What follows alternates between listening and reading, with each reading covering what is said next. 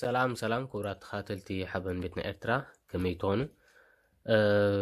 እምበኣር ሎማዓንቲ ናይ ኮሮና ምፍኻሳት ኣብ ዝሓለፈ መዓልቲ ስለ ዝገበሩ ብዛዕባኡ ሓበሬታ ክህበኩም እየ መፂእ ዘለኹ ማለት እዩ። ብዛዕባ ኣገዳሲ ስለዝኾነ ኩልና ክፈልጦ ስለንኽእል ማለት እቶም ትፈልጥዎም ኦልሬዲ እቶም ዘይንፈልጦ ድማ ወይ እቶም ትፈልጥዎ ትበል ድማ ሕጂ እቲ እንታይ ከም ዝኾነ እንታይ ከም ዘሎ ክሕብረኩም እየ ማለት እዩ። ንኸመይ እዚ ሓበሬታ ሒዘልኩም መፂእ ዘለኹ ተስፋ ገብር ፅንኩም ክሰምዑኒ ናብቲ መደብ ከብለኩም እየ። ኦኬ እምበኣር ካብ ዕለት 25 ወርሒ 9 ማለት እዩ ዘለናዮ ወርሒ ካብ ዕለት 25 ጀሚሩ እቲ ናይ ሕግታት ናይ ኮሮና ዝነበረ ምፍኻሳት ተገይሩሎ ወይ ተቀያይሩሎ ማለት እዩ።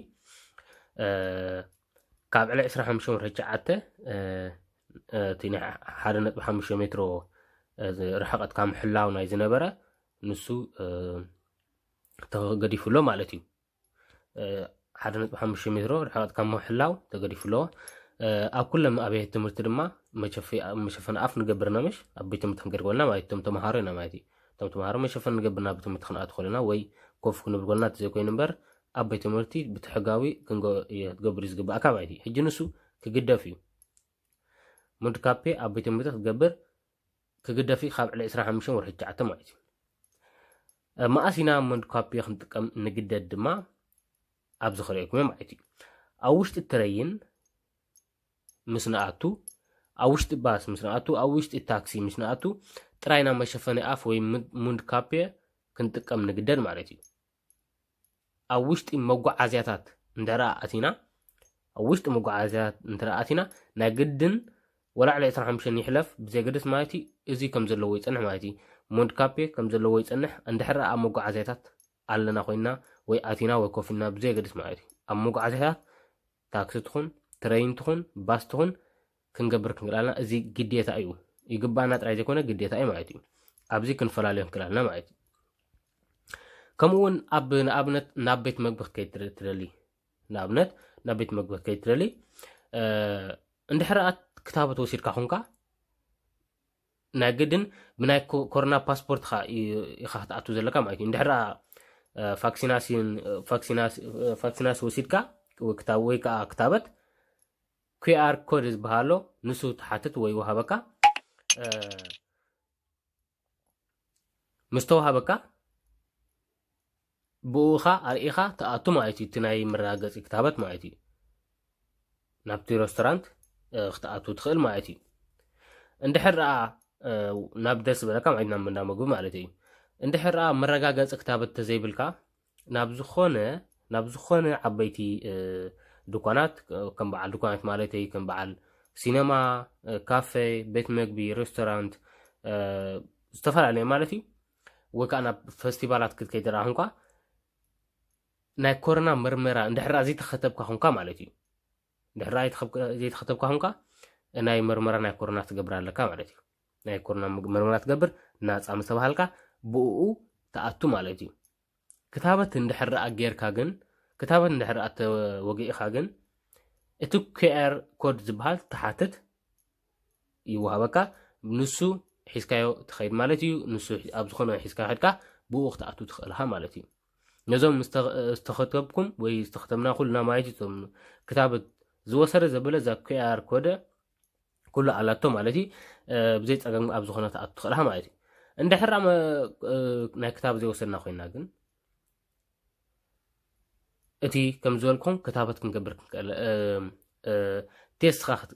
ቴስትኻ ናይ ግድን ክትገብር ዘለካ ማለት እዩ። ናብ ዝኾነ ክትኣቱ እንዳ መግቢ ይኹን ገለ እንድሕር ኣድሊኻ ወይ ናብ ሲነማ ቴስት ክትገብር ኣለካ ማለት እዩ። እንድሕር ኣይተኸቲብካ ስለዚ እንድሕር ኣይተኸቲብና ቴስት ጌርና ንኣቱ እንድሕር ተኸቲብና ግን QR ኮድ ኣሎ በቲ ናይ ኮሮና ፓስፖርት ማለት እዩ ንሱ ሒዝካ ክትኣቱ ማለት እዩ።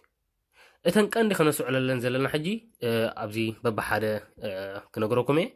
ቀንዲ እዚአን ኣገደስቲ እየን ማለት እዩ ንስማዕ እየን። ቀዳማይ ካብ መዓስ ዝጅምር ኢለ ካብ ዕለት 25 ወርሒ 9 እየን ዝኣትዋ ዘን ሕግታት እዚአን ካብ ዕለት 25 ዝመፁ ዘሎ ሰሙን ማለት እዩ። ካልኣይ 1.5 ሜትር ክተርፍ እዩ።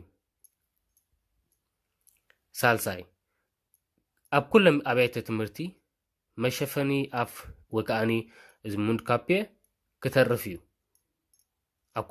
أكلن أبيت تمرتين أبدنا سفارة اللي زي كونه أكلن بيت تمرتي مشافن أف كترفيو ويمد كابي معتي رابعي أوشت الترينن باسن كم أون أب تاكسي هون أبزخنا موقع عزيزات ندحرا تسافرنا دل ألنا خوينا مشافن ناك جدا كنجبر ألنا معتي إزي جديت أنا إمبر دلاك أكبره دلاك أكبره زي كونه قديتها أي مالتي أو ويشت موقع عزيان تحرقها هالليخا ناك قديتها إذا ما شفنا خد قبرك تقال لك معتي أبنت ترين ترى أخينا أبتي تطوت ولا لو رحت أجاي ملن عند حر أختو قاعدكم كاتن كساس ندرا هالليا نابات أتو ترى هالليخا ناك قدن تقبر لك معتي ترديكم نختكونوا بزيعة تسوي قبر حمشي ترما مقتاو أو بيت مجبوتات بناء كورونا باسبورت يزفقد ويكا كي آر كود يزبحال معتي نس عند حر أتختيب كخونكا دمر نسو اتكي ار كود مزهلوكا دامو كنت اتدخلها معناتو نسو خمت خسب كاس لزريام بسلكات اتدخلها مايتي عند حرا زي تختيبنا خوينا كن قدم مئتاونا ناي كورونا تيستينا نغبر مالتي مرغاغصي كتابت انت حرا زي بلنا نابزخن ناب سينما ناب كافيتات ناب فيستيفال ناب فيستيفال قال نابزخن هنكيترا خوينا اتي ناي كورونا تيست ناس ازبل نسو خللونا خلالو معناتي 10 غزي خن ناي كورونا تيست نغبرينا معناتي اندحر اي تخديمنا حجي زي صقمالو معناتي حجي ابيلوم قديتا خمتي ولا قديتا تزيبل خاص زغبر غيرمس كلس كم تختبي زغبركا معناتي حجي زي ترفنا تخوينو كتبي زلنا معناتي مخنياتو اتي كاكلس تنصل هذا لخ معناتي كم زي نريو زلنا معناتي اندحر تختيبكا نابدلا كتاعتو بتا كود كي ار كود تبل تا ناي كورنا باسبورت بعد ادخلا اندحر اي تختيبكا كن اكلو 10 غزي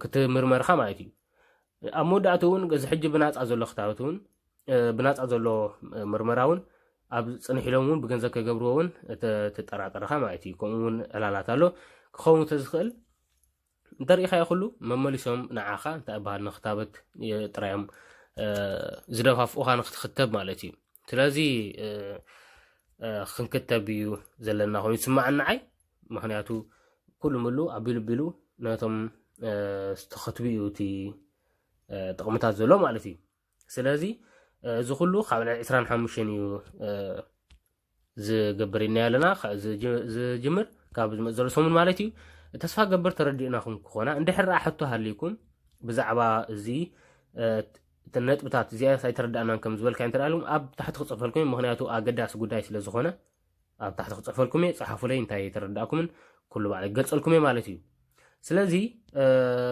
نحجي زي يحزلكم مصنيره اب زمص دما كال حبريتا بزعبا كورونا دي بزعبا تمرتي اب زمص فيديو خنرخبينا مالتي نحجي سناي مشيت ناول كفانو كمي سسنايو تشاو